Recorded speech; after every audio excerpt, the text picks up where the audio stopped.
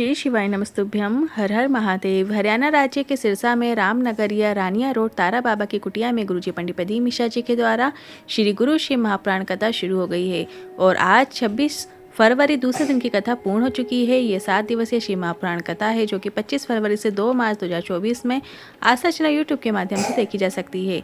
आज की कथा में गुरुजी ने सभी से महाशिवरात्रि के इस पावन पर्व पे एक उपाय करने को कहा है जो कि कर्ज मुक्ति के लिए है और घर की आर्थिक स्थिति ठीक करने के लिए एक विशेष नियम बनाने को कहा है, जिसे हम आपको इसी वीडियो के अंत में वीडियो के माध्यम से समझाने का प्रयास करेंगे। आज 26 फरवरी सिरसा हरियाणा की श्री गुरु शिव महापुराण कथा के दूसरे दिन की कथा में गुरुजी ने कुल 17 उपाय पत्र उपयोगी जानकारियाँ दी हैं। सभी की जानकारी आपको इसी वीडियो के माध्यम से प्राप्त होने वाली है। किसी कारणवश यदि आपने आज की कथा नहीं सुन पाए हैं तो पूरी कथा का रास्ता आपको एक छोटे से वीडियो से प्राप्त होने वाला है। तो बढ़ते हैं आज की कथा की पहली जानकारी की ओर। संत और बसंत ये दोनों एक जैसे होते हैं। जैसे बसंत के आने पर प्रकृति बदल जाती है, मौसम बदल जाता है, उसी तरह आपके जीवन में संत आने पर आपकी दिनचर्या बदल जाती है। वरना क्या आप यहाँ कथा पंडाल में या मोबाइल में या टीवी के सामने बैठते हैं? जब कोई साधु संत गुरुजन हमारे जीवन में आते हैं तो हमारी दिनचर्या बदल जाती है। हैं आज की कथा की दूसरी जानकारी की ओर। भोलेनाथ के कुल 21 अवतार हुए हैं और 21 अवतार में से एक अवतार है गृहपति अवतार। माँ नर्मदा नदी के तट में नर्मदापुरम में एक सुंदर विश्वानर मुनि रहते थे। ग्रस्त जीवन यापन करते थे।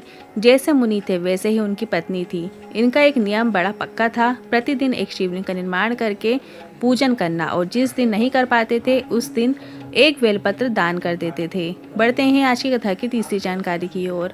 बहुत कम ऐसे घर होते हैं जहाँ पर पति धर्मात्मा हो तो पत्नी भी धर्मात्मा हो, या पत्नी धर्मात्मा हो तो पति भी धर्मात्मा भी हो।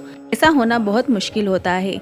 बढ़ते हैं आज की कथा की चौथी जानकारी की ओर। शिव महापुराण कथा का कुमारखंड उमाखंड को निकाल कर पढ़ो, जिसके अंतर्गत लिखा है कि एक बेलपत्र का दान किसके बराबर होता है। 1.25 मान सोने के सिंहासन में शालिग्राम की मूर्ति को बैठाकर सोने का श्रृंगार करके किसी ब्राह्मण को दान दिया जाता है। उससे 1000 गुना बड़ा दान एक बेलपत्र का दान है। हम पर विश्वास मत करो तो आप शिव महापुराण कथा गीता प्रेस की लाओ और पढ़ो, सब आपको पढ़ने को मिल जाएगा, सब उसमें जानकारी मिल जाएगी। पढ़ते हैं आज की कथा की पांचवी जानकारी की ओर। मान लो आपके पास बेलपत्र नहीं है पर आप शिवालय में गए हैं और शिवलिंग पर चढ़ी बेलपत्र को धोकर वापिस शिवलिंग पर अर्पित कर देने का क्या फल होता है। तो सुनिए, भारत की भूमि में 26,000 जो पवित्र नदियों में स्नान करके आएंगे, चारों धाम सप्तपुरियों और 12 ज्योतिर्लिंगों के दर्शन का जो फल प्राप्त होता है वो शिवलिंग पर ही चढ़ी हुई बेलपत्र को धोकर वापस शिवलिंग पर अर्पित करने से प्राप्त हो जाता है। बढ़ते हैं आज की कथा की छठवीं जानकारी की ओर। किसी पुराण में नहीं लिखा है कि चांदी की बेलपत्र बनाकर भगवान को चढ़ाओ, सोने की बेलपत्र बनाकर भगवान को चढ़ाओ। कहीं भी किसी भी पुराण में नहीं लिखा है। ये लोगों के द्वारा गलत जानकारी फैलाई जाती है कि सोने की या चांदी की बेलपत्र अर्पित करने से भगवान खुश हो जाते हैं। बढ़ते हैं आज की कथा की सातवीं जानकारी की ओर। शिवलिंग पर चढ़ी बेलपत्र कभी हम घर लाते हैं तो आप एक बात याद रखिए, बेलपत्र के 1000 टुकड़े भी हो जाएं और उसका एक छोटा सा टुकड़ा भी आपके पास है घर लाते हुए तो उसकी कीमत सोने से भी अधिक है। उसकी कीमत आंकना मुश्किल है। बढ़ते हैं आज की कथा की आठवीं जानकारी की ओर। अजय कुमार मेहता जी पत्र लेकर आए। मेरी तबीयत खराब हुई और मेरे शरीर में काम करना बंद कर दिया। गर्दन ठहर नहीं पाती थी, हाथ पांव नहीं हिलते थे। डॉक्टर को दिखाया तो डॉक्टर ने कहा कि लाखों में से एक को ये बीमारी होती है। इलाज कराते कराते थक गए पर लाभ नहीं हुआ। फिर किसी परिचित ने आपकी शिव महापुराण कथा के बारे में बताया। मेरी पत्नी ने आपकी कथा आसन लगाकर सुनी और शिवलिंग पर 1 लोटा जल और 1 बेलपत्र चढ़ाकर मुझे देना शुरू किया। और अगली बार जब हम इंजेक्शन लगवाने गए तो उस इंजेक्शन की भी आवश्यकता नहीं पड़ी। डॉक्टर भी हैरान है कि मैं ठीक कैसे हो गया। उसी का आभार व्यक्त करने कथा पंडाल में आए हैं। बढ़ते हैं आज की कथा की 9वीं जानकारी की ओर।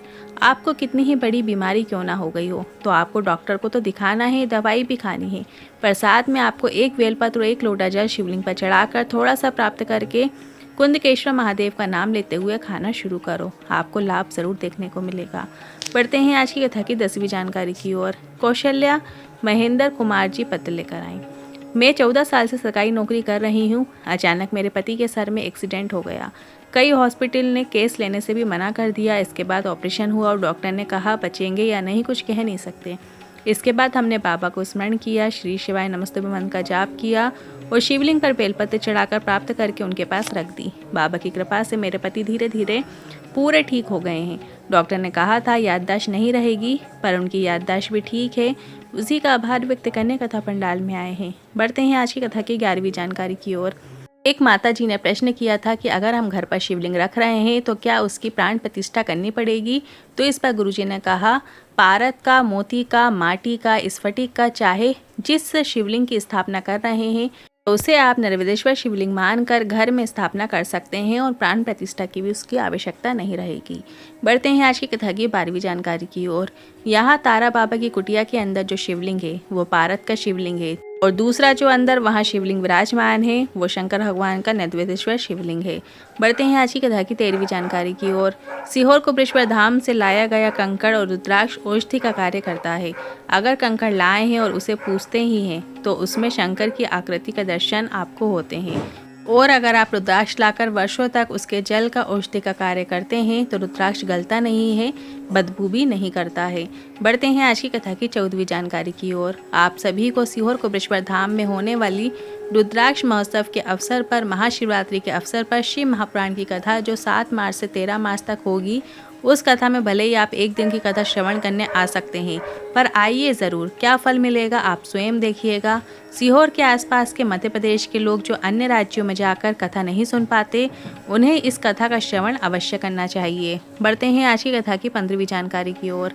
बेलपत्र का वृक्ष आपके पाप को, आपके कष्ट को हल लेता है, इसलिए सूख जाता है। आपने देखा होगा आपके आसपास जो बेलपत्र का वृक्ष होता है, जहाँ पर आप पूजन करते हैं, वो सूखने लगता है। और अगर आपके घर में तुलसी का पौधा लगा हुआ होता है तो कोई दुख आने वाला भी होता है या कोई हरकत होती है तो सबसे पहले तुलसी का पौधा सूख जाता है, क्योंकि बेलपत्र और तुलसी दोनों का कार्य पाप और कष्ट को हरने का होता है। हैं आज की कथा की 16वीं जानकारी की ओर। चंदा जी पत्र लेकर आई। पिछले वर्षों से हार्ट की समस्या थी। हम बीपी और हार्ट की दवाई खाते थे। आपकी कथा सुनना शुरू किया और बेलपत्र और जल का आचमन करना शुरू किया। पशुपतिनाथ व्रत किया और सीहोर जाकर रुद्राक्ष लेकर आए और बाबा की कृपा से अब मुझे कोई भी दवाई नहीं खानी पड़ती है। सब लेवल में है। उसी का आभार व्यक्त करने कथा पंडाल में आए हैं। बढ़ते हैं आज की कथा की 17वीं जानकारी की ओर। गुरुजी ने कहा है, शिवरात्रि और प्रदोष का एक नियम बना लो।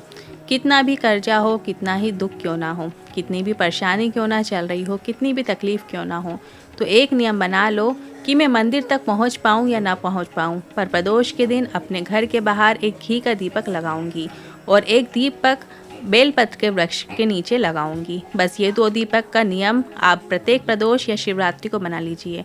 या तो आप प्रदोष के दिन इस उपाय को करें या आप शिवरात्रि के दिन इस उपाय को करें, और 3 से 4 प्रदोष निकलेंगे, आप देखेंगे आपका कर्जा चुकना शुरू हो जाएगा। बस आपको ये नियम बना लेना है। जब आप अपने घर के मुख्य द्वार पर, आपकी घर की चौखट पर दिया लगाएंगे तो वो घी का दिया आपको लंबी बाती का प्रज्वलित करना है। लंबी बाती का घी का दिया बनाना है, और वहीं आप जब आप बेलपत्र के वृक्ष के नीचे एक घी का दीपक लगाएंगे तो वहाँ पे भी आपको लंबी बाती का प्रयोग करना है। दोनों जगह आपको लंबी बाती का प्रयोग करना है। सिर्फ आपको 2 दिए लगाना है, एक अपने घर की चौखट पर और एक बेलपत्री के वृक्ष के नीचे। शाम के समय, प्रदोष काल के समय आपको ये दीपक प्रज्वलित करना है। श्री शिवाय नमस्तुभ्यम मंत्र का स्मरण जरूर कीजिएगा। ये नियम आप प्रदोष के दिन भी बना सकते हैं। ये नियम आप 8 मार्च 2024 को आने वाली इस महाशिवरात्रि के विशेष अवसर पर बनाकर अधिक से अधिक लाभ अवश्य प्राप्त कर सकते हैं। आपके घर में कितना ही कर्जा क्यों ना हो, कितना ही दुख क्यों ना हो, कितनी ही परेशानी क्यों ना हो, कितनी भी तकलीफ क्यों ना हो, वो दूर होती नजर आएगी। तो आप ये नियम अवश्य बनाइएगा। आज के उपाय से जुड़े मन में कोई सवाल या क्वेश्चन है तो आप कमेंट के जरिए पूछ सकते हैं। वीडियो थोड़ा भी उपयोगी लगा हो तो वीडियो को लाइक करके कमेंट बॉक्स में हर हर महादेव जरूर टाइप कीजिएगा। श्री शिवाय नमस्तुभ्यम।